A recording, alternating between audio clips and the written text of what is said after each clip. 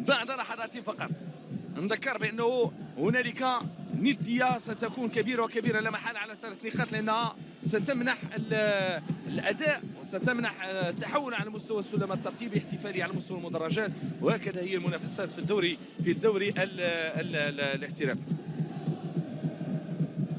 جماهير يظهر من خلال الصور الاولى على انها لا يهدأ لا بال، وتحاول ان تكون بصوت يصدح في المدرجات لامتاع الجماهير وامتاع اللاعبين وامتاع المتابعين.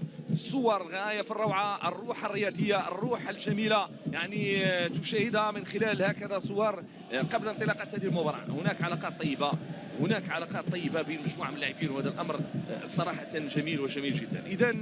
اذا ننتظر ضربه البدايه، ونذكر بان الجوله رقم 19 كان فيها صراع كبير انطلق بمباراه المغرب الفاسي وفريق الفتح الرباطي، الصراع الذي ان يكون ضاغطا في الخط الامامي. كره مطوله بطريقه انجليزيه ممتازه داخل منطقه الجزاء، تصويبه اولى تاتي من جانب اللاعب حسوني اللي حاول ما يمكن يستغل الكره الطايشه داخل منطقه الجزاء، يغيرها الجهه اليسرى. ولاحظوا هنا كره داخل منطقه الجزاء، تصويبه وتاكنا لم تمر هذه كره من جديد، نظريه لبركاني، تصويبه التباري. لاحظوا فحل مره اخرى وكاني بها اختبارات لمرمى الحارس احمد رضا التكناوجي امام التغطيه وامام الاستقاده. هذا يعطيك على ان حارس المرمى ايضا تقدير جيد للتعامل مع بعض الكرات. كره من جديد على مستوى الخط الامامي، تصويبه من جديد ممتازه، كادت ان تكون في المرمى، كادت ان تكون في الشباك. الحارس حمزه الحمياني مرت هكذا، كره من الجهه اليسرى، محاوله يمكن ان يترفع هذه الكره داخل منطقه الجزاء، ما خرجت، فرصه. الهدف الاول، سامبو يلعب هذه الكره بشكل ممتاز داخل منطقه الجزاء. العشر دقائق الاولى تشتعل القمه، يشتعل هذا اللقاء القوي بين الطرفين، بين الناديين. من كان يا ترى في تعامل جاء في الخط الامامي ليقدم انطلاقه رائعه ويقدم الطرفين. ونشوف هنا الكره من الجهه اليسرى، المحاوله الهجوميه التي لعبت هكذا داخل منطقه الجزاء، تمريره داخل منطقه الجزاء. والهدف الاول للوداد عطية الله على مستوى الاسيست واعداد الكره. والسامبو يبصم من جديد على انه هداف بامكانه ان يزعزع الشباك وان يتمكن من وضع الكره في المرمى. 1-0 للوداد. باكر الهلالي حافظ على كورته، تمريره داخل منطقه الجزاء، راسيه، كره جميله. يحيى عطية الله والكره ثابته، يرفع هذه الكره داخل منطقه الجزاء، تحضير، تصويبه. لاحظوا العمليه اللي هو فرحان ام صامبو من جديد. صامبو الطريقه على مستوى الانزال، لان عطية الله هو من رفع الكره. شوف صامبو، لكن ما كملاش، كترجع مره ثانيه الجهه اليمنى لانزال بالصدر داخل منطقه الجزاء، البحث عن المتمم، العمليه راسيه، والقاع الكره الفوقيه تقول لا. لاحظوا انزال الكره بشكل ممتاز، رفع الكره داخل منطقه الجزاء، هنا الراسيه ارتطمت بالعارضه الافقيه، وبعد ذلك تجي كره مثل هذه مباشره الى خارج الخط الخلفي للملعب. كان بالامكان الاستفاده من جبريل وترى تكناوتي كان في وضعيه صعبه. منطقه الجزاء، محاوله من جديد، التحضير، كره ثانيه، تصويبه بوري الشاكله في الوقت الذي نشاهد هنا التحضير والتصويبه بخارج القدم. يعني لعبها سيف الدين بورا بالفنيه اكثر ولعبها بالاتقان اكثر، لم تكن بالعلو. كرة تنفذ داخل منطقة الجزاء، محاولة راسية، كرة الهدف، يجي الباب المهاجم، لعبها بشكل رائع، رأسية من الأعلى نحو الأسفل، منقذ الوداد والعملون. كرة أمامية ممتازة، رأسية، هدف لصالح فريق النهضة الرياضية بركانية والموقع سخي البحري ومن غيره. طويل القامة والذي يضع الكرة في المرمى بشكل ممتاز. تعامل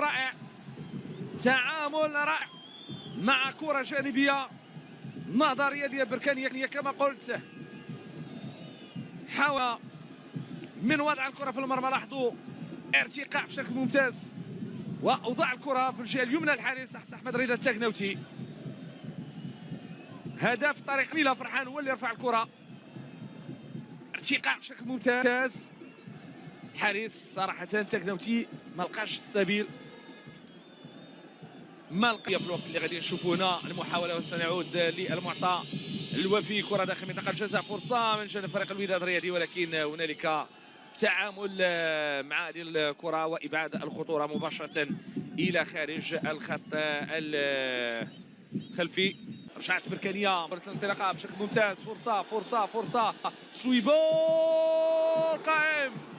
هنا الانسلال، هنا المجهود، هنا العل الفردي، نعم، وتصويبه اماميه مباشره للقائم الايمن الحارس التاكناوتي. تصويبه لعبت باتقان، استعانه بعطيه الله، نعم، محاوله ممتازه، دخول داخل منطقه الجزاء، فرصه تصويبه. كرة الهدف. سيف الدين بورا اليوم يغازل الكرة ويغازل المرمى، ولكن لا يجد السبيل لوضعها في الشباك. يريد ان تهز، لكن غير ماد على الجهه اليسرى ايضا كحل من الحلول. تصويبه ولكن بعيده. يحافظ على الكره ديالو، يحاول يمر امام مجموعه من اللاعبين. فحليل يحافظ على الكره ديالو داخل منطقه الجزاء، تمريره ولكن مباشره الى خارج الخط الخلفي للملعب. نظر البركانيه الاطراف انصعب، كيحاول ما امكن انه ما يضيعش الكره، لذلك فضاعت له الكره. وجمه ممتازه. سامبو يبحث عن الهدف. في الخط الامامي مهاجم من العيار الثقيل صراحه. الفحلي يرفعها جانبيه، كره ممتازه. اتلتيكو من الاولى وتمكن من الانتصار بهدف واحد مقابل شيء. كره بالراس، كره ممتازه، جول. الحكم المساعد يقول هنالك تسلل. في لقطه شوفوا عطيه الله تموضعه داخل منطقه الجزاء، محاوله امكانيه ديال تسجيل كره وتصويبه هدف للوداد عن طريق الحسوني. يضع الكره في المرمى بطريقه جميله، خدا التموضع ديالو المناسب، رفع العين ديالو. بعد ذلك جات كره في طبق من ذهب ان صح التعبير، وضعها بهدوء في المرمى. احتفاليه وداديه، جوج ديال الاهداف مقابل هدف واحد. هنا الاعاده، لاحظوا الطريقه اللي جات من خلال الكره. هذه كره في المكان الفارغ تماما، في دار المدافعين. ما زاد ما نقص الكره ديالو بهدوء، وضع الكره ديالو في المرمى ارضيه، مشات بهذا الشكل هذا. حسوني يضع الكره في المرمى، معلنا عن تحضير امكانيه التصويب، رفع الكره داخل منطقه الجزاء. كره ممتازه والحكم يقول ليس هنالك شيء. الفحلي فعل كل شيء، قام بالانطلاقه في الخط الامامي والسلام ونزل كره في افريقيا لمصلحته والاخر، على اعتبار ان لديه تنافسا شرسا في المجموعه التي زل فيها اداء قوي. كره ممتازه، فرصه، جول ياتي في هذه اللحظات. هدف من جانب يوسف ضيو، يعذبهم ويخلصهم، وياتي في اخر الانفاس ويقول انا موجود.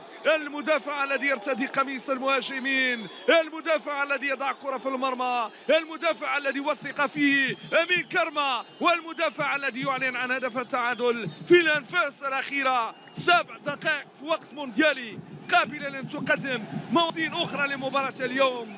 البركانيون لا يستسلمون، قلتها وأعيدها، لا يستسلمون، يلعبون للانفاس الاخيره. دفاع عن وداد أين كان؟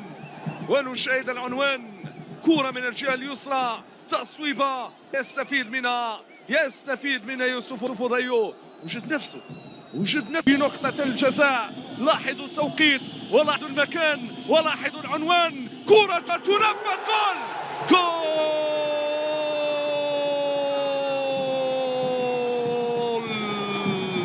بركان اليوم تعود من بعيد في مباراة، يعني مباراة جنونية لا تنتهي نتيجته إلا بصافرة الحكم. إنه يوسف ضيو يضع الكرة في المرمى، معلنا عن هدف الانتصار، عن هدف الخلاص، عن هدف العودة من بعيد. و3 أهداف مقابل هدفين. كم برقة اعتلان، لاحظوا التوقيت، تنفذ هذه الكرة ممتازة، كرة الهدف، جول جول جول جول للوداد، جول للوداد. مباراة رائعة، مباراة سكوكية، مباراة ولا واحد يتوقع النتيجة. أوه ماذا يحدث هنا في بركان؟ ماذا يحدث هنا في بركان؟ لا شيء يضيع، لا شيء يضيع. من يلح، من يلح، أكيد أنه سيسجل. مباراة رائعة، حوار رائع جدا. اش من مقابله، اش من سيناريو، اش من اداء، اش من فرجه، اش من اثاره. والاهداف سته ديال الاهداف كامله في مباراه اليوم. من كان يتوقع بهذا الاسلوب؟ اوه فرجه كبيره. من يتابعنا الان